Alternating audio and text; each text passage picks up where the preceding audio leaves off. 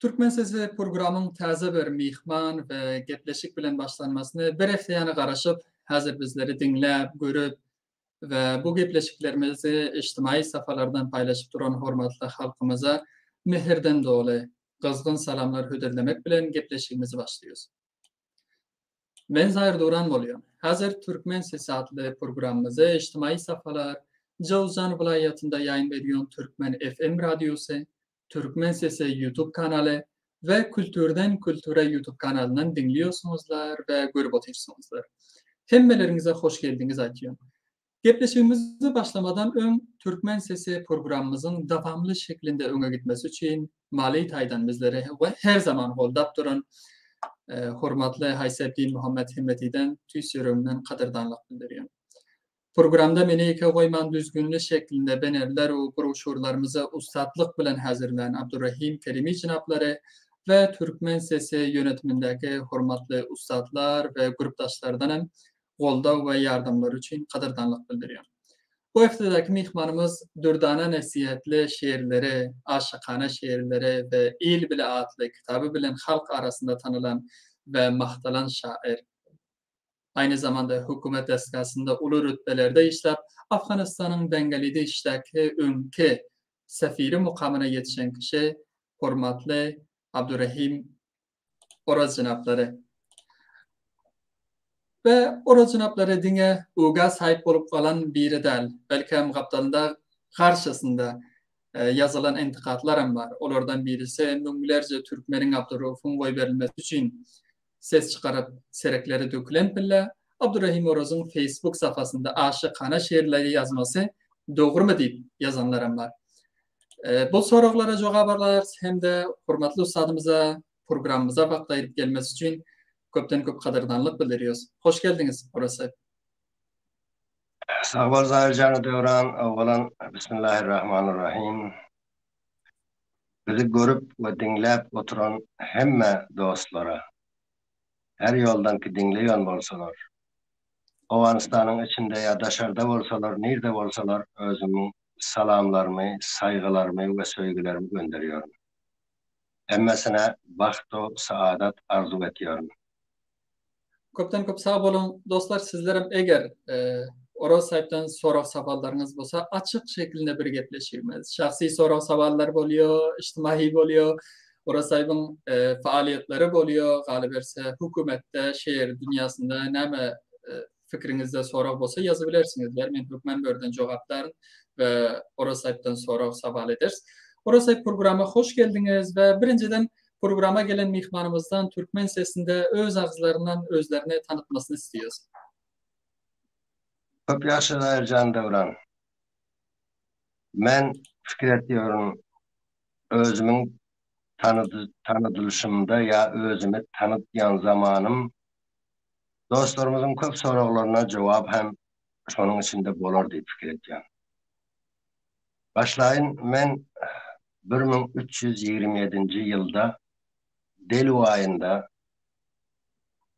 Garamgal Ulusallygyň Towal Antuy Ulusallygyna bagly 6 bölek Paýan obasynda öz wagtynda bir baý maşgalada dünýä indim. Meniň hoşbagtlygym atam, enem ikisi hem basawat, sowatlydylar. Atam mektep okuyun, enem hem mollada okuyup Türkmen sawaty bar, Türkmen dilinde sawaty bardy. Meniň ýaşlykdan Türkmen diline, ene diline alaka alıp onu güýçlendirmek üçin köşüş edenlerimin birinci sebäbi enem merhum yatan ýer ýahty bolsun. Ol kış aylarında bizlere Zöhre Taýir, Garyp Şahsenem, Gül Bülbül, Hürlü Hemra, Sayatlı Hemra, Mahdum Ulynyň şiirleri ýa-da Türkmen kitaplary okuyup bererdi. Her akşam 1 saat, 2 saat okuyurdu, bizler dinlerdik. Ondan soň men 1336-njy ýylda men 9 ýaşymy häli doldurmak wagtym birinji ýola Antuy Ulusalygynda teskire berildi merdime. Garamgal alakadarlygynyň tezkire berýänleri bizim mehmanhanamızda bolup 15 günläp tezkire tewzi etdiler. 15 günläp men içeri howludan daşary howla çykman gezdim. Sebäbi bana tezkire almadılar. Onun näme sebäpden almadyklaryny endi şüphilemek bilem yok. Şu wagtda atamlar bilýändirler. 1337-nji ýylda ağam Şehit Muhammed Aman Oroz mektebe verildi. Bu mektepde okuýmakdan öte her gün önümizde de bir muallim gelýärdi we birinji muallim gelenem merhum Abdülmömin Han Kara. Ağam bir 3-4 ay mektep okuyundan soň atam bilen bu ustad muallim gepleşipdirler. Gel şol inisine munyň mektebe bereli. Inisiniň ady kim? Inisiniň ady Muhammed Zaman. Abdurrahim del. Hoş, bunlar bereli. Şimdi bular günde saat 1'de geliyorlar mektepten ağam bilen muallim. Men saat 1'den soň daşar çykmaly däl. Bir gün bolsa bular plan alypdyrlar, muallim 11'de geldi. Men mehmanhanada, bu gelip meni görüp o bir yerde başgadan bir okup barjak oglan bar eken diýip. Soň men munyň ýanynda öýde okuyup başladym. 3 ay okuyundan soň baryp sınıfy awwaly birinji sınıfy imtihan berip ikinji sınıfdan ağam bilen okuwa başladym. 1338-nji ýyl. Ondan soň 5 ýyl bir başlangıç mektepde sınıfı 6'ı bitirip orta fasıla getirmen, zamanı zaya etmen, Kabul gittik. Indi Abdurrahim nädip boldum. Menin inime tezkire alıptılar. İnimin adı Abdurrahim'di. Onun tezkiresi bile men mektebim var. Ondan Abdurrahim bolup kaldı. Siz iniňiziň adyna mektep bitiripsiniz o zaman. İnim soň menin adım alıp tezkire aldı. Fakir dünýäden ömötdi ýatan ýer ýakty bolsun. Şödüp barıp sınıftan Lise-i Nadiriye-i Kabul'da okuw başladım. Bunu hem 5 ýylda bitirdim, ibtidaýyny hem yani 12 ýyl okuýup 10 ýylda bitirip 1348-nji ýylda 12-nji sınıftan faryg bolup lisans, bakalawria seneden aldım. 1349-njy ýyl hemel aý konkur imtihany berip başlady. Buna girdim. 500 oglan şo ýyl Politehnik institutuna 7 fakülteti kabul boldy. Şo 500'ün içinde men 2-nji nomrada üniversite okuwa başladym. Bu wagtlar eýtisaplar, muzahireler, mitingleriň zamanydy. Puantunlar, danışgahlar, üniversiteler tatil bolýardylar. 3 ay ya 6 ay. Şol fasylada ben bir tatil geldi we men 1350-nji ýylda häli sınıfy, 1-nji sınıfy otarman. Şo zamanda parlamanın vekilleri başında da merhum Abdülkerim Mahdum o wagtda şuranyň vekiliti we özbek vekillerem bilelikde paşanyň öz ýanyna baryp Zahirşanyň Türkmen bilen özbek diline bir program aldılar radyoda. Bu program 1350-nji ýylda başlady. 11-nji meyzan başlady. O zaman radyo programları hem sözünüzü kesiyorsun. Azıcık sorar savallarım bolsa devamında aýdyp gidebereyim. Radyo programları bu neşrati programlardan ön başlandı mı? Bu Radyo Afganistan'da 1350-nji ýylda birinji ýola başlanyp oturşy. Çapy neşriyelerimiz 1357'de mi? Yanlış mı? Çapy neşriyemize de gelecek yani ol 1357'de. Bu 1357. Evet. Ondan Abdülkerim Mahdum ağa vekil sahibi şoğlan bir gün geldi de bana 9-njy meyzan günü geldi. Ýör diýdi, sen radyoga baraly şo ýerde işle diýdi. Gittik men radyo, şöbe-i merbuta bardyk Türkmen Özbek şöbesine. Soň birinji günüň programy sap bolan eken käsite. Munyň özüne eşitip görmäne wagt ýok. Men huýaty program diýip bir warak ýazylýar, onu gördüm. Görsem 45 dakika programda 5 dakika habara wagt goýulypdyr. 2,5 dakikalık dostumuz Aziz Omar bir mazmun okuyuptur Türkmen dilinde. Ağa Mehmet Bakşi'nin 2,5 dakikalık bir aydımını koyuptur. Yani cümle 45 dakikanın içinde 5 dakika Türkmen dili olacak. Ben aytdım bu suratında ben işlep bilmiyorum. Pes kayıttım. Siz näçe işlep bilýärdiňiz? Az gördüňiz 15 dakikany. Şimdi Türkmen Özbek diline müşterek bir rahat olsa, bir program olsa, onun 45 dakikada 5 dakikası Türkmen olsa, başkası Özbek olsa, o bana işletecek derdi, onu kabul edip bilmem. Son 11. gün program neşir oldu, şahidişim yani, haberlerim Özbek okulda. 40 dakika Özbek'e 5 dakika Türkmen'e. 11. meydan. 13. meydan, 12. meydan kendin ara men utağıma Vekil Sayıp Abdülkerim Maktum, Vekil Sayıp Kari Abdullah, Şordepe vekili.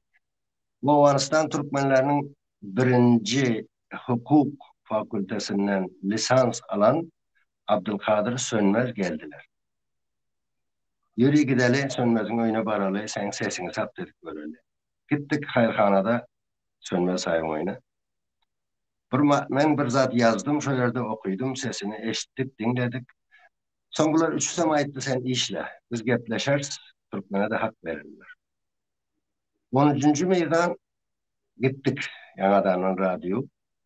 Saat 4:30 hudutlarında vardık. 6'da program naşır oluyor. Şimdi o gün Ahmet Bakşı'dan bir aydım alıptırlar, başka mazmunum yok. Sonra ayttılar sen habarın yarısını Türkmen'e tercüme et, yarısını Özbek'e tercüme bolun. Bir kıyız nattaqa bilen okuymalıyım. Hayır, ben tercüme ettim 2,5 dakikalık haber. 20 dakika alanda bu kıyızdan haber geldi, ben bunu barıp bilmiyorum.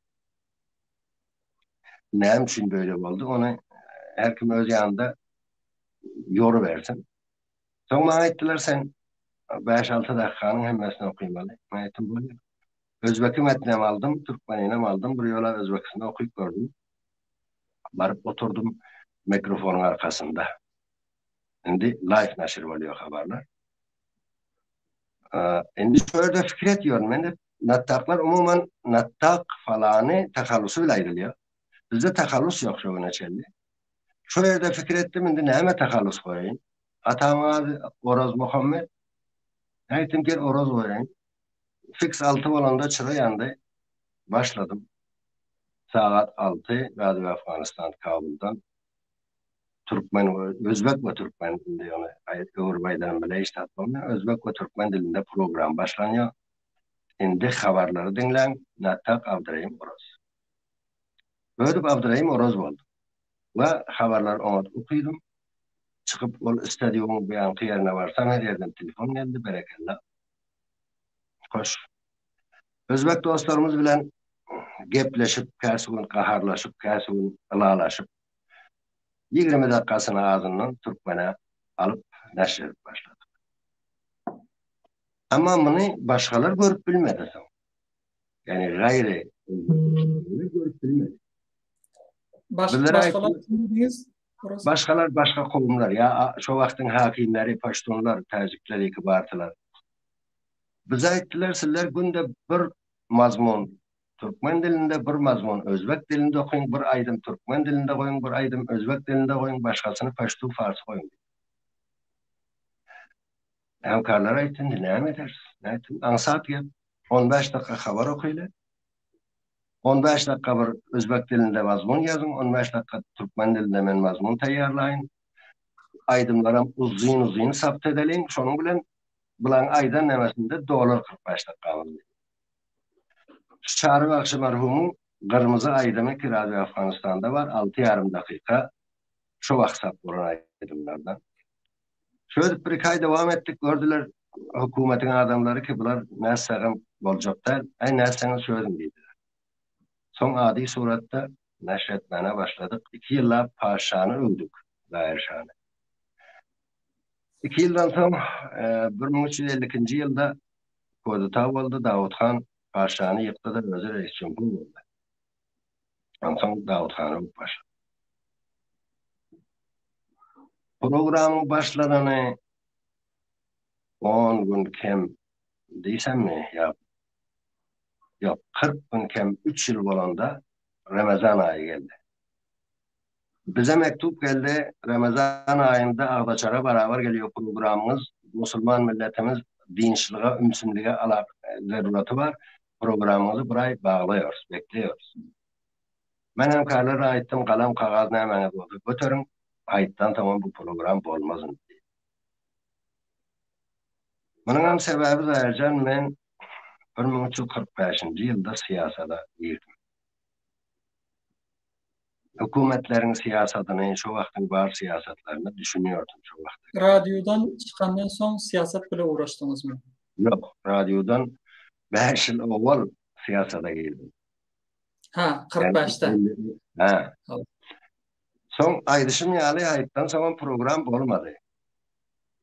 Bu programda ben fedakarlık ettim diyecekler ama eden işim bu ki 5 yıllık üniversite okumayı 7 yılda bitirdim. Sebebi program günde. Günde saat 4'te varmalı. Saat 8'e çelli şu radyoda olmalı. Erteğin programını tayarlamalı, sapt etmeli, şovunun haberini okumalı. Ben 2 yıla üniversiteden tatil aldım. 6 aylık. Birinci gezek Türkmen sesinde haber okan kişi siz boluyorsunuz mu? Sizden önemli okan batı mı? Ama ben de öyle. Ondan sonra programlar bitti. Her hafta ayrılmadıklar kaldı. Şu program ki 50. yılda başlandı. Ben atamam bu datlara çok alakamentti. Vakil Sayın Abdülkerim Mahtumum alakamentti. Bizler karta içeriden bir öy tuttuk. Bir könece 2 salon otağı var, bir salonu var. Bunun adına Türkmen öy koyduk. Türkmenin Ferhangi Encümeninin düyüp daşı şu yerde koyuldu. Sebebi hem bakışlarımız dilet yiyorduk, şu yerde yer veriyorduk, nan veriyorduk, çay veriyorduk, aydınlarını praktis ettiriyorduk, enterprizde sattık. Ama iktisadi gençlikler bile bu işimiz Türkmen'e 6 aydan sürüş yaşap bilmedi. Ondan sonra ben öz yaşayan otağımda Leyli'ye okuyum yok ben. Nahari okuyordum üniversiteni. Yaşap hemkarları cezberip başladım. Başka iştekilere, mesela Abdurrahman-ı Sohbet, kita 2 yıl olacelli şu radyo işi bileti, Nuristan'da halı muallimiydi. Halı öğretiyordu Nuristanlar. Bunu ruhsata gelende benim otağıma geldi. Ben ayttim indi. Opila Abdurrahman diyordu. Onun takallısı yoktu. Abdurrahman ben ayttim indi gitme muallimçiliğine. Gel veri sesin hem yaxşı. Ben hemkarım var. Böyle şol 3 yılki programda Oğul Ahmet Özgün fakir son şehit oldu 57. yılda. Ustad Hudaykul Inak, Muhammed Zahir Katıbaş, Abdülkadir Sönmez'in inisi ve Abdurrahman-ı Sohbet ben hemkarlarım. Yaş şağalardan varıyordu. Ağam fakir şehit amanın bir 6 ay vardı. Şöyle koşuş ettik, aydınımız köpelse ve şu işi edip milyonumuz köpelse. Canip yerini sana ayırsam şükür Allah'a şükür münlerce lisansımız var. Yüzlerce masterımız var. Yüksek lisans alan. Bir neçə tane doktora okuyup öğrenimiz var. Bu vaxtda fakültedekilerin sanı bir elin barmağından köp değildi. 12'ni kuturanların sanı bolu bilse 2 elin barmağından sahil çok köptü. Onun için çok gençlikler bile bu işler devam etti. Hazırki durumlardan azıcık geliversek köp sanda soru savallarımız var sizden bu gepleşiğimizde öňden benerlerini paylaşanımız için bana gelen savallar var. Nur Muhammed Ehzanzada yazan eken Amanullah Rahmani Dürdana sözlerin etmini sorağı beripdirler. Cuma geldi yukarı başa yazıptır. Mahmud Türkmen amız yazanlar ve başladım şunun yanak köp sanda gelen sorularım var. Onun cevabını sizden alıyoruz ve dostlarım böyle komment bölümünde soru yazabilirler. Ben Zahircan 3 varak A4 sorular tayarlap koydum dostlardan gelenini. O Ama zaman hazırki siyaset demenize gelecek. Baziret diliyorum. Ben aytacak gepim köp, şul dostlarım, soğraqlarının köpürlegi, şu menin hayatımı eşseler hal oluyor. Mesela, ne için Türkmen bu durmuşta? Ne için iza qalan? Şu zatlar gel, indi köşede intiram, muhtasarra qaçsam. Radyo xalas bolsam, ben okumu buturdum. 56. yılda diplomumu aldım. 57. yıl 8. meyzan gittik, askerlik 6 aylık. 7. Savur tahavvul geldi. Davut Khan ortadan gitti. Hizb-i Demokratik Halk kudreti aldı. Bir yerde Hizb-i Demokratik Halk'ın büro siyasisinde hormatlı Doktor Şarai, Abdülhakim Şarai Cuzcaniyan vardı. Onun vasıtası bilen bize 45 dakikalıktan her diler bir saatlik program verildi. 57. yılda. Bir saat Özümden haysi rejime bağlısınız öpülle. Size komünist rejimi bilen muştaqana olar bilen hizmet etti ya olardan himayet edip Rusya'nın işgalinden himayet etti envanındadan yazanlar buluyor. Ben komünist adında bir zat tanıyım yok. Komünizmin özünün ayrı tarifi var. Özünün ayrı merhalesi var. O dünyanın hiç yerine gelen yoktur. Mesela Ben Hizb-i Demokratik Halk Afganistan'ın parçam şahısındadır. Rusya'dan mı himayet buluyordu? Rusya'dan himayet yani açık konuşun doğru şekilde orada Rusya'nın işgalinden siz öpülla himayet edip mücahidin barada hiçbir şiiru yazı yazmadığınız için bu sözler aydılıyor. Eğer bab olsa bab olurdu deyip yazanlar. Mesela, ona da gelecek. Ben şiir aytmana mücahidin barada o kadar müştak değildim. Bugüne müştak değil. Şimdi şoların özleri hem aytıyorlar. Keşke şu Hizb-i Demokratik Halkın hükümeti devam etseken deyip. Ama mücahidin bilen gelecek yerim var mücahidin bilen temasında. Son bu nemede bir saatlik program 25. Cogza 1357'de başladı. Beni eskerlikten diledi aldılar da mesul program yasadılar. Eğer ben juda ökte olur bilen bile olsam, benim besti çağır müdür programı Türkmeni bestimi başka bir yere verip beni besti pençte mesul program yasamazdılar. O bir. İkinci, şol zamanda Encümen-i Ferhengi Emelleşir Nevai yasaldı. Bunda Türkmen Özbek birti.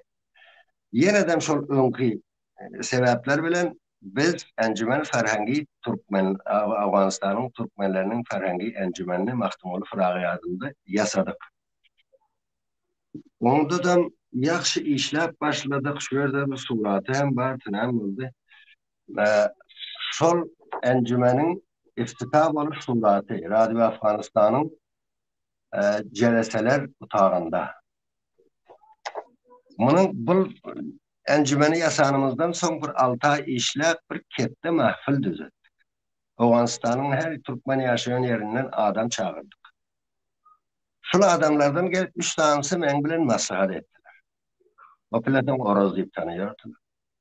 Oroz sana maslahata geldik. Ne maslahata geldiniz? Mücahidin grup yatıyor. Bizim obalarımızda grupumuz yok. Ne iş edeli? Ya sağlı mı? Ya şudur şunda durulu mu? Bize basıp alsalar meyli mi? Ben ettim yok. Grup yasan dedim. Haysi grubu mücahidinem sala verse alın dedim. Ama devletin kuvvası varan pille onun bilen kaplaşıp bölmen dedim. Ben bu nemane beren adam. Ondan sonra ben Müdür Umumi Milliyetay Birader oldum. Müdür Umumi Siyasi ve İçtimai Radyo oldum. Müdür Umumi İttihat Radyo oldum. Son 64. yılda şu vaktin Cumhur Reisi Babrek Karmel 10 tane tesis deyip bırdatlar nazarlarını ayttı. Ve ayttı ki bayat sulh-u musaliha bolsa ve devletin tabanı giyineyse. Bundan 6 gün ötenden sonra bana Afganistan'da o vakti bir sazman vardı. Cebhe-i Milli Pedervatan. Bana hizpten tutup hemen içtimai sazmanlar koşuktu. Bunun reisi telefon etti. Onun reisi özü gayri devleti sazman ama protokolda Başbakan bilen den adam. Öz telefon etti. Ben yanıma bir gelseniz dedi. Bardım. Bartam tutmağınım olacak mı? Aytdım ben halkın iyiliğin hizmetkarı. Ne olursa edivermez. Biz bir beste seyde işlep gören bir müdür umumi hariç rütbeden hem incecik yukarırak yere mukarrer oldu. Ondan sonra endi onun 3 ay ötüp 7 ayda bana bir paket geldi. Açıp görsem yazıptır ki falan günü Kasr-ı Dilkuşa'da Celese-i Şurayı İnkılabiye davetsiz. Yani 64. yıl 7 ay. Hoş. Şovunu bardık. Bizleri bir salonda oturttular. Kette salonda celese devam ediyor. Celese tefrih oldu. Bizleri çağırdılar. Şopillen Türkmen'den 2 adam Şurayı İnkılabiye'nin uzviyetine şamil oldu. Biri men, biri merhum Şah Yazmaz. Şura İnkılabiye'nin azaları köpelen son hayat reisesinin azaları hem köpelmeli olup 7 adam buna köpeldi. Onun biri men. Yani devletin en yukarı makamının hem reisi hayatının uzuv oldum Türkmen adı bile. Doğru. Hemme Türkmen komandanlara hat yazdım. Men bir ininiz, men bilen tamasta olun, gelin maslahatlaşalım. Bana tahriri cevap vermediler. Merhum Şehit Aşır Pervan ve Şehit Ahmet Pervan'ın şifai cevap geldi. Biz vaktinde temas alırız. Son vaktinde temas alanı da varacak merdivenlerine. Böyüdüp birinci eden işim ol makamda Türkmen'den general yoktu Afganistan'da. Soğurun 7'sinden 2 ay ön komisyonu terfiyat teşkil oluyor. Şu Şura İnkılabi'yle. Bunun reisi General Gulaga Maune Reis Cumhur'du. Buna aittim Türkmen'den general yok. Nemçin. Buna sen kandidini verdiydin. 3 adam kandid verdi. Degarwal Abdülhakim Khan, Degarwal Abdülkerim Aydın, Degarwal Aşır Khan. O Kette Aşır Khan, Küçük Aşır Khan'da. Onlardan kim seçildi? Onlardan 7. savurda ilan oldu. Abdülhakim Khan, bahaysi general terfi. Şimdi Evet. orası vaktimiz az kalıyor. Öğrelerden hali sanatörlük doğrumuza o yolumuz has uzun hem de sorularken bana yazma motivler menetyon hem mesne yetişebilmez mekakti. Eğer lükka eden işleriniz o güzeştelerden eden işlerinize lükka sınaylık gelseniz son belki senelerde birinci yola generallık alıp verelim ve lükka iş hesaplanıyor değil mi? Ana onu lükka onun sonra kılayı halas oldu Necip Reis Cumhur oldu intikabat parlamanı oldu. Men hali cephede. Men cephe tarafından bayisin nazır ve kontrol konunda Cuzcan velayetine gittim intikabata. Özüm kandid edecek oldum, beni koymadılar. Bir yerlerden özlerimizden biri rapor veriptir bu panturkist deyip. Ben panturkistin ne emelgenen bilemiyorum. Beni koymadılar kandid etmeme. Bardım Antkuy'dan bir Antkuy vekili deyip Tegab-ı Şirin'den birini kandid ettiler. Telefon ettim şu kandid etmediğin yere. Men kandid edecek özüm dedim. Anam için ağırın geldi. Naytım Antkuy'un özünde adam yok mu? Tegab-ı Şirin'den getiripsiniz vekilini. Sen birini kandid et, bizler sonra kabul eder dediler. Ben ovan vekil merhumu kandid ettim, o intihavatta vekil oldu. İki. Bundan beni cepheden halas ettiler. Vilayet-i Cuzcan'da benim için bir fokurlukla best icat ettiler de beni muavunu vali edip iyi verdiler. Buna gidişimin bir kıssası var. 40 günden barmağındırın haberim yok. 40 günden sonra valiye telefon et yanayım için gelen yok. Neyim için barayım? Senin hemen karar bulan diye.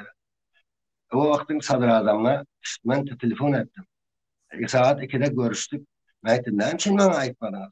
Ay sen kahre edersin gitmersin. Neyim yok ben öyle barsam özüm verdiğimin içine varıyorum. Giderim. Gittim Şuburgan. Birinci eden işim Şuburgan'da televizyonu mahallede vilayeti televizyon vardı. Bunda Türkmen aydım koyulanıyorken. Baran bunu ben ettim. Şunun başlap 2-3 aydım koyun. Ol bir. İkinci. Türkmen ovalarına kömek iverleniyorken o vakta Muvad imdadı edip kömek çok geliyordu. Bunu iverip başladım. Üçüncü. Meydan havayı Şuburgan bir endiganlanıp yatıyırken işte edilme. Bir gün valiye bile varıp görüp ben ettim. Ne için oranımız yok? Budice yok dedi. Ben ettim ben orayın dedi. Budicesi. Onlar dedi. Ertesi hemen reisleri, şuranın reislerine tafavusat, nefti gaz, bilmem name dilettim. Her kaysının vesailini sanadım, list aldım. Bunlara vazife verdim, ertirden başlap cagala taşıyıp, var edip, grider yorduk başlandı. Özüm son şu meydanın uçup kabul ettim. Üçüncü, Türkmenistan'dan hayat geldi. Bu vakta şoravi yıkılan yoktu. Bu hayat akşam çağırdı vali. Ertesi akşam ben çağırdım. Ertesi valiye aittim, ben şuradan borç dilecek dedim. Ay özüm biliyorsun dedi vali. Merkeze aydamız yok. Bana ertesi akşam mihmançağa, mihmanlıktan sonra ben aittim. Görüyorsunuz oğlanımızda mektep yok, oğlanımızda kursul alamatı bize borç verin. Bunlar aitti biz merkezimizde gepleşelim, ertesi cevap verir. Ertesi aittiler, boluyor 100 borç sizlere deydi. İki tane adama vazife verdim. Biri Emine Hemra müdürü görüştü. Şu vakit yine biri yadında yok. 100 tane oğlum tapın dedim. Ondozdan Davladavat Fariyaba kadar aktarıp bir oğlan tapılmadı. O mahallarda Oğlan okuyorlar. mücahidinin elinde. Oğlan mücahidinin elinde. Son 63 tane oğlan tapıldı. Oğlan sınıfı 6'ten 9'da arasında. Doğru. Başında. 13 tane Özbek oğlan koştum. 2 tane Peştun, 2 tane Tacik koşup 80 oğlan edip ivermeli oldum Türkmenistan. Bunlar hayratana baran günü oval bir purza bile geçiyordular serhatten. Çoğun purza bent oldu da pasport verilsin dedi. Ben sadrazama telefon ettim başbakana. Köp geçirirsiniz sizden bir sorar yani bir iş ediptir. Şunun işimiz size düştü. Şunlara bir günde pasport ver. O vali balka emretti bir günde bunlara pasport verdiler 80 tane. Bıl 2, 3, 4. Böyle sansat maşallah edilen hizmetler ya edilen işler kandır. Orası tekrardan vaktimiz az kalan için eğer neme doğrusuna gelseniz bana senatörlük zamanınızda köprekler Afganistan'ın hazırki yaş gençlerinin intikadasını alıyorsun yaşlıların sanlarından birini özünüzden geliyorsunuz. Özünüzden biliyorsunuzdur mümkün içtimai İntikada teyyar. o. Böyle şüphe eden yok. Bu bir sağadında hem intikatlar cevaplansa sen Yok bilen yok var. hiç Hem soğalları yadaşt edip koyup yine bir 15 günden sonra bir program alalım. Hop, her sırada. Şimdi şıvarganda şu işleri edip otayım. Yine bir eden işim Ahmet Pervan sol veren hatım esaslı. Bana bir adam verdi. Var ovalarda çağalar kızamıktan ölüp varıyor. Köme gelsin. Ben öz salayatım bile. Bir dektar bu salayat değil. Bu, yani özümü oda atmak diyen yani bir gep. Bir dektar 2 tane ners, erkek ners elbette. Boşup gerek dermanlarıyla koyuverdim. 10 günlep çağalar tedavi et geldiler. Eğer merkez şunun için ben tutsa bertaraf edip ben de edip biliyordu. Hop. Bundan sonra ne için senatör oldum? Daircan. Ne merak. Men şu oranda işlep durun köp adamları yakmadı. İşlem o merdim beni köp gelip müracaat edip başladılar. Merdim beni hürmet edip başladı. Ben merdime hürmet edip başladım. Bunu yakmadı. Benim ziddime tavsiyeler başladı. O vakta şol reisi Şurayı Merkezi Cephe-i Milli Pedervatan Abdurrahim Hatif merhum Mavun Avval Necip. Mavun Avval Reis Cumhur. Şuna telefon ettim. Ayettim Hatif sahip eğer şu haftanın içinde bir yerden başka bir yere alınmasam işi koyuveriyorum diyor. Beni iş verin deyip yalvaramıyor. Bula etti, ağay orada sen kaharın geliptir, beni ertesi özüm telefon edin. Ertesi telefon ettim, yok ben kaharın gelin yok deyip. Ben bir yerde kalışım hem bana zarar hem bir yerin verdim ne diyeyim. Ana 4 günden sonra ilan oldu, Abdurrahim Oraz Bahis Senatör Vilayeti Cuzan Parlamento'na geldi. men parlamana baranından son işlenmesem 6-7 ay iş. Ama şu 6-7 ayın içinde May ayında Vazir Harcı Türkmenistan vardı Kabul. Bunu davet ettik, oturduk. Son kula ettik Aşgabat barsan deydi. Var deydi men yanıma, defterime. Benim Aşgabat şu oğlanların halini ayırlayıp kavak var ya ne var almana. Bardım, kula etti Vazir Harcı etti. Reis Cumhur'la görüşecek mi deydi. Böyle görüşürüz deydi. Sonra etti telefon numaramı aldı otelde. Kendine telefon etti. Ertuğrul Bey'de Reis Cumhur'un kasırının eşiğine geldi. Bardım. Merhum Zafer Murat Niyazov bilen 1 saat 25 dakika görüştük. Näme barada görüştük? Akgina açılsa, Afganistan'a bark verilse, çağalara burs verilse, ortada teyyare hava yolu başlansa, şunun yaradatlar sahtamanda kömek edilse. Mesela haysi bu planlardan ya gepleşiklerden icra bolunan barmı? Son icra oldu. Hatta şu parvazı mazar çarjı açıldı. Biraz rakla. Akgina Sanatörlük zamanınıza gelsek, orası sanatörlük zamanınızda mikrofonda geplep Jozan halkının, ayrıca Jozan halkının sanatörü bolanınız için onların derdini anlatan mahallarınız televizyonlarda görünen mahallarınız boldu mu, bolmadı mı? Bizim zamanımızda televizyon yoktu. Sanada. Öpülerim yoktu. Benim geplerim var. Koleksiyonu mücelleye sana şahide. Hatta onunla geplemekten öte yeke reis sana merhum Doktor Habibiydi. Onun yanına var aydan ama her zaman onun Devran sahip şeraitleri var.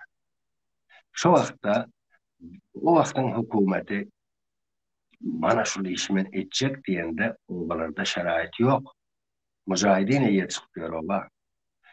Kuva varsa bir yan çekiliyor, varmasa başka adam var bilen yok. Ben kemen şu anda bir gözüm gidiyordum. Şurana Antuya kadar. Bir motor varım bile. İtminanım vardı. Özüme itminanım vardı ki ben hiç yamanlık edemiyorum. O mücahidine bana istat değmez. Herhalde. Gündeme gelelim mi? Orası bir gündemlerden azıcık fasılalan olsak ya detaylı malumat verebilen olsanız vaktimiz az kalan için sonra kalmasın diyorum. Özünüz İl Bila adında da kitap çapladınız. Halkım İl Bila adında kitabınız okudular. Şiirlerinizden, nesihatli şiirlerinizden İl ünvanında has kansanda şiirleriniz var. Özünüzü kançalık halkın içinde hissediyorsunuz hazırki durumda? Ya geçen bir kança yılın içinde munzavi oldunuz mu? Hakikaten İl ünvanında içtimai safalarda sesiniz çıkmadığı için, kabir toplanışıklarda görülmediğiniz için, ayrıca yine Abdurrauf'un orayında Türkmenler köpürakları serege çıkıp döküldüler ve orada siz hiç görünmediniz, bir teselli payamından vermediniz ve Esedullah Oğuz'un uzaktaki yakınlarımız ünvanındaki kitabında size intikad edip, eleştirip yazıktırlar ki bunlar hem bir roşan fikrimiz, diplomatımız, hiçbir halk için ses çıkarman özünü tafavutsuzluğa taylıyor bir kişi değil. Neçe dakika vaktimiz var Devran? Dakikamız az, bana 30 dakikamız geçiptir. Devran sen orası. Bir mesele var. Şu müşahhas soradın Abdurrauf'un arasında. Men oval gününden Abdurrauf'un kazıyasını sadıkana görmedim. İçinde bulaşıklığın varlığını hissettim. Onun için koşulmadım. Bir Abdurrahman Sovet 40 yıl hemkarımdı. Şuna telefon edip aklına Allah seyahat salamat kurtarsın. Gamını kemezsen Hudavand deyip ayttım başka koşulmadım. Bana sonqı çıkan gepler elbette men uzaktan eşliyorun içinde derliğim için. Men bu fikrimi şayet tayit edilmedi. Ama o bile hiç bilmese eğer siz bulaşıklığını biliyor musunuz bir tarafınızı belirleseniz yaxşı olmaz mı? Halk taraf yok. O bile taraf yoktu. Bir kazıya vardı, bir akiden vardı, bir akittiren. Ama özünüzün bir tarafta oluyorsunuz aynen olsa da. Siz haysını giderdim. Akidene aydartımı tizirak getirdik ya akitrene aydartımı ne için göttüm. Yok ötmeseniz de mesela siz açıyorsunuz da bir bulaşığın barlığını biliyordun deyip bulaşığının barlığını biliyor olsanız halklara hem bulaşığın barlığını bildirseniz diyorsun da. Ha. Halk sonra bilenden göre şu bile siz bilen planınız hem mekin bilen olsa çözülmezsinin olayı deyip fikrime geliyor. Yok, o pille onun izine düşüp görünür hem gepe kulak asacak adamlar değil tukmanım. Mocuk katı kıyırıyordular. Kasi muhim gepler kaldı Zahir Can'ı devran. Sorulara menge anda da juda köp. Ben yeke yazmam. Ama eğer canınız olsa men sorulardan hiç olmasa bir kança tanesini alalı son almadınız demesinler. Hem önünden yazı iyi verenler hem oldu orası. Ha, bana da iyi verdiler. Mümkün sana da şunu iyi veren olsa.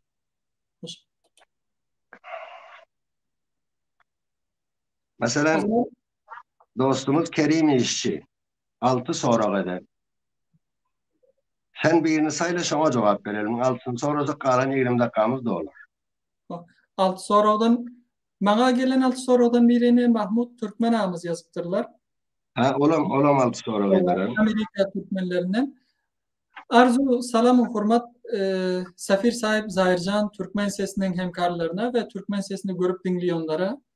Hormatly Safir Sahip'ten bir kança sorular aklımıza geldi. Eğer belgi verseler hoş olur. Türkmenler hemişe siyasi, içtimai ve ferhengi işlerde izda. Sebep näme dipdirler? Birinci soruları. Eğer gıyska şeklinde cevap verseniz men davamındakilerini amaydayım. Son böyle sorulara geçebiliriz.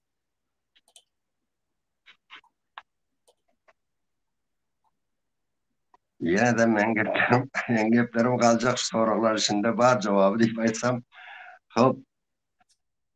Türkmenler ne için ida kalan? Bunu ben bizim kılığımız şöyle deyip bir şiirim var. Bilemiyorum sen okuyup gördün mü ama kılığımız şöyle. Şu şiirde ben aydan bunu. Mehmet sebeplerinde. Bir sesiniz azıcık gidi kaldı. Tekrar etseniz şıl nemenizi orası. Benim kılığımız şöyle unvanda bir şiirim var ha. Şol şiirde ben cevabını aydan sorağım. Türkmenler ne için hemişe izledi. Eğer tapsam sonra teziracık okuyup vereyim. Kılığımız şöyle, nira gittin kılığımız şöyle. O zaman açalım ikisine mi okuyayım? İkinci sorağımızdan. Türkmen şoranın başına her kim gelse aval öz gamını yiyor. Näşe dipdirler. Türkmen şoranı soraptırlar. İkinci sorağımız.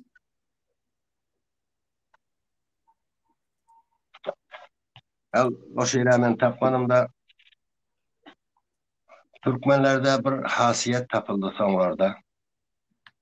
Bul ki özünün alımını başkanın cahilinden aşağıda gördüler.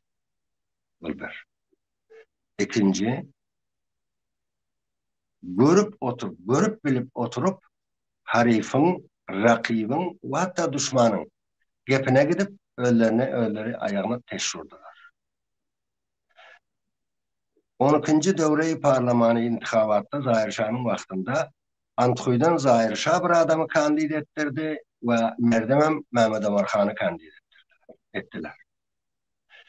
Diyeceler eline şikari tüpen alıp Merdim novatına sandığın üstünde payra verdiler. Şunu açıp rayımızı o adamın kataşlamasınlar. Ama bılgılıklar kaldı son. Son ne mi oldu? Başka bir yerden biri kandidat ediyor. Tezkire başı 500 doğanı veriyor. Şu 500 doğanını alıp beyan karay veriyorlar. Her kança ben ayttım. Facebook yolundan ayttım, telefon yolundan ayttım, kolaydan ayttım. Mesela 16 nefer kandidat yekeci olacağın vilayettan. Bizim edebilsek 3 tane vakil çıkarıp imkanımız var. Her kança ayttım, yok, öte köpeldi. Başka öğlerimizden hem 10 yana adamlar tapıldı ki adamlar ticede hadi kandiydi. Böyle insanlar var bizim içimizde. Bana kim deyip o sorama öğlerimiz tabi. İstiyor yıkı özü olsa. Hemmeler ona müracaat. Başka Türkmenler kelle götüren olmadı. Ol yani adamlar tam TC'ye var. Vekilleri ki vekil çıkmasın. Boldum olmadı mı şöyle? 16 adam kandidat etti mi etmedi mi? Etti. Son buna kimde? Buna özümüzde. Son Bu devamındaki sorulardan gelivereyim. Türkmen Şoran'ın başına gelenler her kim gelse Türkmen öz Şora'nın başına gelenler, o kadar Türkmen Şora'nın özü. Özü. Nerede kurşaldı? Nerede bunya tutuldu? Hiç vakit 9 ay 10 gün doldurman, hiç olmasa bir 6 ayını doldurman eneden bulan oğlan yaşayabilmez. Özünün şert şeraiti var, üstünün tekamülünün merhaleleri var. Sene 1377'de ben hiç borçacak oldum. Beni Biz özlerimiz kurmadı. hemen ol gepiniz bilen cevap alanmasın. Ehzanzade zat yazıptırlar. Yani mümkün mü biraz geç Selamun Aleyküm Doğran Sayıp hürmetli ustadımız hoş geldiniz. Benim ustaddan bir sorağım vardı. Hazır Türkmenler topar kurup hizb kuracak deyip atıyorlar. Yani mümkün mü? Ya biraz geç değil mi? Cumhuriyet davrundan kurulmadı ya tatiller bir mani var mı ya hürmet bilen deyip soraptırlar. Hem hazır kursa olur mu sorağım var ekenler hizb arasında. Devran sahip bir zat var. Pervin'in bir mesele şiiri var. Ömründe inne sapak ötürüp görmedik adam tikinti bilmez. Doğru. Bir demirçinin eline altın versen ya gülmek yatar ya atın nalı ya eşeğin nalı. Demirçinin eline demir vermeli, zergerin eline altın vermeli. Halı tokuyonun eline yüp eriş vermeli, ağaç ustanın eline ağaç bile teşhir rende vermeli. Her kim her işimi edecek yerinden her işin özünün bir yolu var. Özünün uğru var. Onun anlamak gerek. Hizb bolanda näme gerek? Şerait diýeninde Talibanın öňkü döwri iň oňa şerait. Ne Afganistanda bir muny gaýtaran kanun barty hizbi, ne bir etme diýip duran adam barty, etme diýip duran barty. Böyle onun o kadar gücü ýokdy ki bizi etdirmäni öňümüze alsa. Ama özlerimizden öz içinden tapılsa edip bilmeýär eken. Şüphelenem, gepi ýok ama nerede? Türkiye'de vuracak mı? Türkiye'nin devletinin icadı aldın mı? Türkiye'nin devletinden soradın mı? Ne? Haysi yol bile vuracak. Sen çıkara gelip başka bir memlekette, başka bir devletin, başka bir bayrağının aşağında sen özüne siyaset düzelsen. O doğru iş değil benim fikrim. Onun için beni çağırdılar ama varmadım. Siz maksadınız İstanbul'daki oturuşlukta. Böyle bir beşinci soruşluk oluyor Mahmut Türkmen Ağa'nın Amerika'da. Kavda Geçen olanlar günlerde yanıma İstanbul'da geldiler. Türkmen yaşlıları oturuştular. Bundan ne netice aldık deyip soraptırlar. Katı kalın. Geçenlerde Türkmen yaşlıları İstanbul'da oturuşluk etti. Türkmen Meclisi deyip. Bundan ne netice aldık deyip 5. sorağında soran ekenler. Ben Yankı varmadık basımda. Bana yiğitler geldi özün yani yiğitler Kabul'da yanıma. Ben hatırları koşman arağında diyor. Benim yanıma meşvere için maslahat alacak olsanız gelin bismillah 24 saat öllere kapıyım açık. Şol 77'de yazan hizbin esasnamasını hem ellerine tapşırdım kabiyede. Bana bulam hizbin ne hil bolyonluğu değil. Ondan sonra yok da böyle kop havarım yok neymiş ettiler. Hem. Eğer burada eşek olsalar bir iki tane önüne düşüp verenler gelsinler bu maslahat edelim. Ben aydayın bana bu hizb rakam olmuyor. Ben ayttım ben 45'ten beri neçe yıl oluyor? 60 neçe yıl? 55 yıl. 56 yıl. Ben siyasatta ben hizbin nerede kuruluyorunu biliyorum. Hizbin nerede kuranda maksadına yetip bileceğini biliyorum. Bunları gördüm hem. Saçım onun için ağırdı. Ama onu yok. Beni durup uzaktan çağırıyorlar gel Türkmen meclisi var. Türkmen meclisi ne mi var? Toy mu? Sadaka mı? Hatım Kur'an mı? eger his kurşamak barada bir sazman kurşamak barada bolsa, haýsy maksatda? Sen ogul daşda görenge gara. Başka bir memlekette barıp his kurşamak, ol memleket hiç tatdimet edem, ol memleketin adına rakiplerinin gep tapmağına sebep olup biliyor. Doğru mu? Doğru. Hazır yeniden Türkmen sahibiň sowallarym galan. Aýdanlar 6. soragyndadan hormatly Sefir saýyp başymyz birikmesi üçin näme işler etmemiz gerek? Sizin hem yanınızda print edip alıpsınız gumanım soraglar bar. Allah var. Owa soňam dawamında da Türkmen Şora ayakta duzurup bilersmi? Türkmen Şorany ya başka bir nihat gorşalsa yaxşı bolarmy diýip sorapdyrlar. Ve en sonunda da hormatly Sefir saýyp sizin gibi insanlara halkımızın ihtiyacı kan jogap aýtaranymyz üçin Allah razı olsun. Amerika Türkmenlerinin salamını size, Zahir Duran'a, Türkmen Sesi'nin hemkarlarına ve bütün dünya Türkmenlerine vesile boluyor. Hormat bilen Mahmut Türkmen. Türkmen Şorany men Awganystanyň şeraýatyna şu bilen öpde beletler Zahirjan. Men öten ýyl hemelde tekabül etdim. 3 aý soňam gaýtdym Awganystandan. Men gaýdandan 3-4 aý soň talyplar geldi. Endi şu bile talyplar hatda hizb näme, şora näme, başga biriniň baryp hökümetine goşulmagyny kabul edeni ýok. Doğru. Ve orası davamında durdana sözlerin etmininden bir sorağa. Umid ediyorum.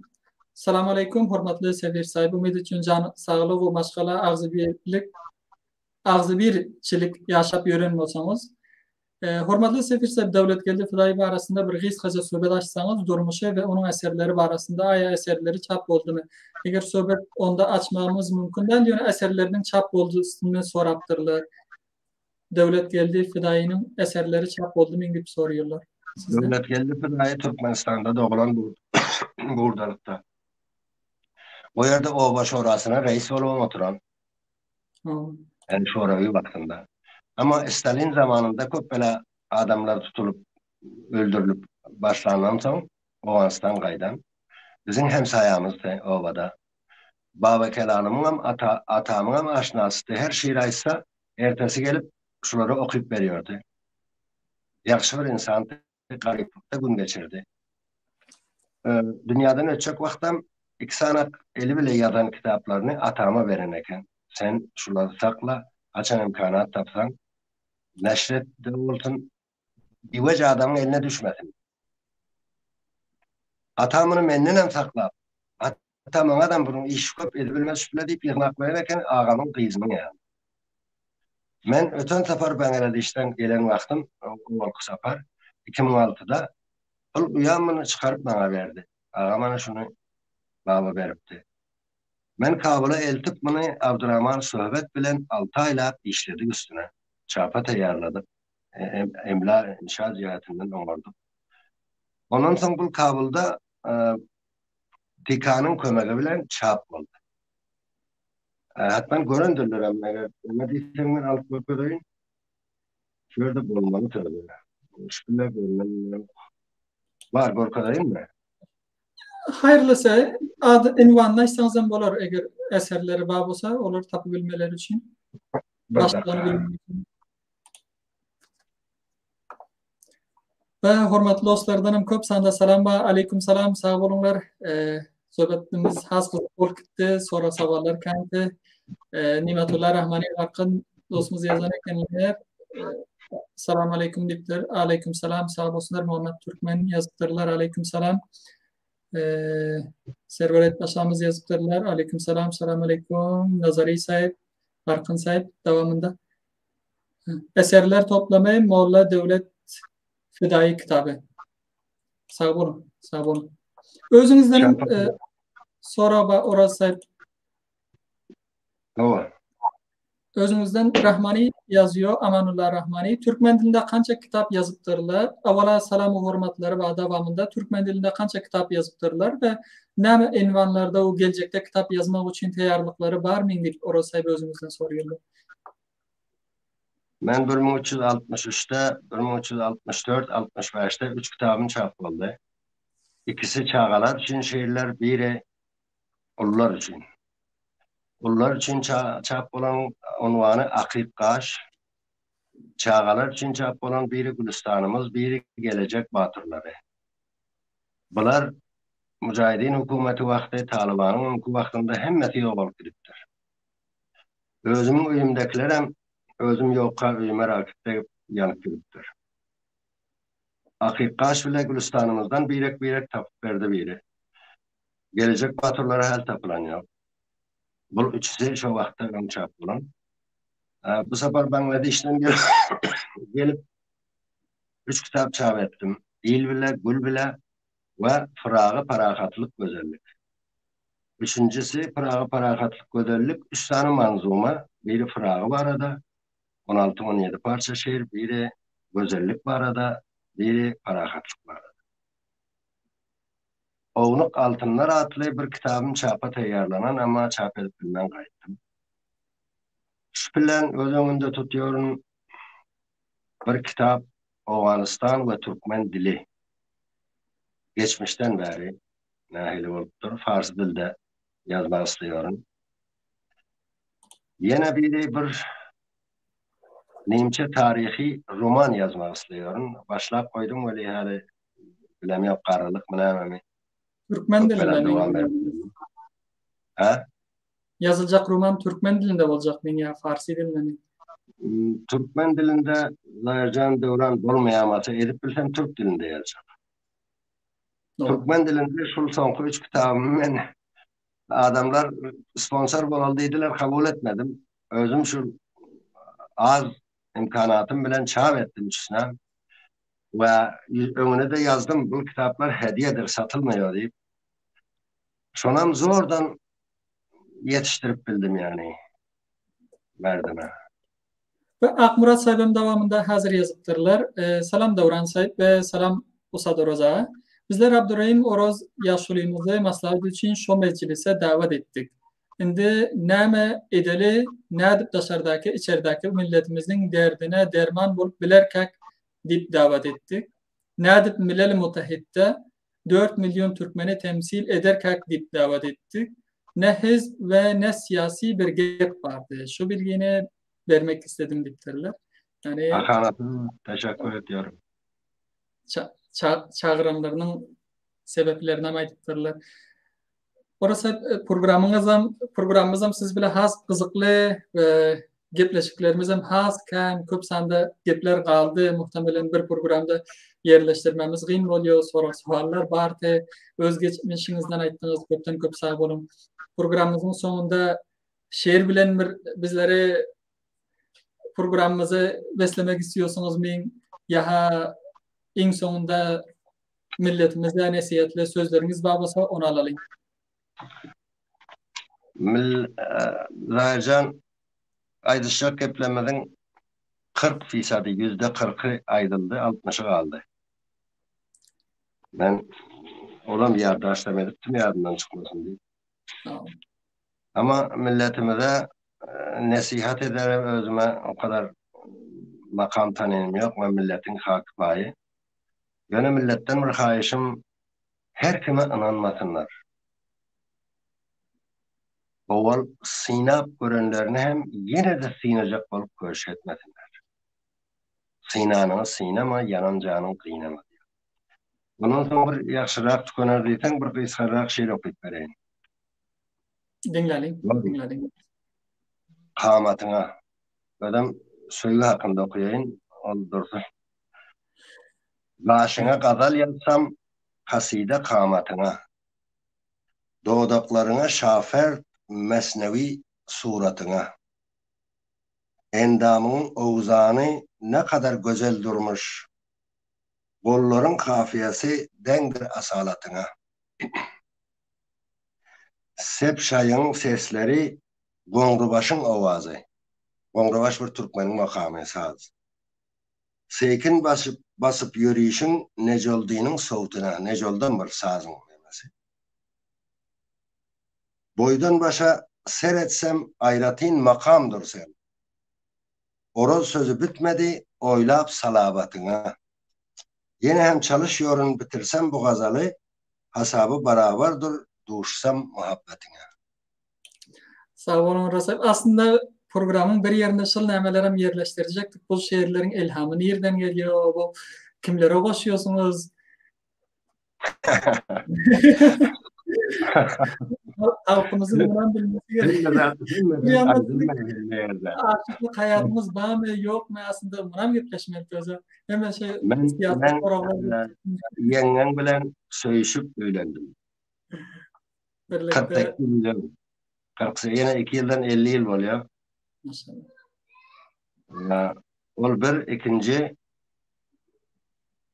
ilham diyen bir zat var. Bunu islap tapıp olmuyor. Özü gelmese. Özü gelende de şu bir fert nihayet. Olmasa bir misra ya bir fert. Geliyor. Ondan izine olsa neme gerek? Bitirmene, mutaliye gerek. Biraz zihin gerek, biraz okuyup gerek. Köpürlek okuyun olsan bu da. Her vakt yengemize garap birek şeiri yazı verseniz hem kitaplar dolu gider inşallah. Çok sağ olun orası programımıza geleniniz için tekrardan vaktimiz hem doldu. Hormatly olsa sizlerin programımızı izledinizler, dinledinizler. Umid ediyorum önemli ve hoş geçen olsa sizler için. Gelecek programlarımızda görüşmek, buluşmak ve gepleşmek umidi bilen eğer sizlerin programımıza koşulmanı isteseniz bana doğru şeklinde yazabilirsinizler. Ve YouTube kanallarımıza hem paylaşıp içtimai sayfalardan programlarımızı başkaları yetiştirmenizi xahiş ediyoruz. Vaktlarınız hayırlı olsun. Sağ olun. Programı 3 saatlik etsen bilmiyor musun? Hazır bir saatlik. Gelecekte yine bir program olsak ben hem dostlardan xahişim näme sorular bolsa bana görüntülü gepleşip sorabilirler. Ama onu yeke özleri işler. Sap tedbirlerler men cevaplarımı paylaşabilirler. Men taraftan bir müşkil yok. Köpten köp sağ olun. Sağ olun. Hemmelere hormat. Hemmelerin hoşbaxtlığını arzu ediyorum. Sağ olun. Sağ olun. Sağ olun dostlar sizlere.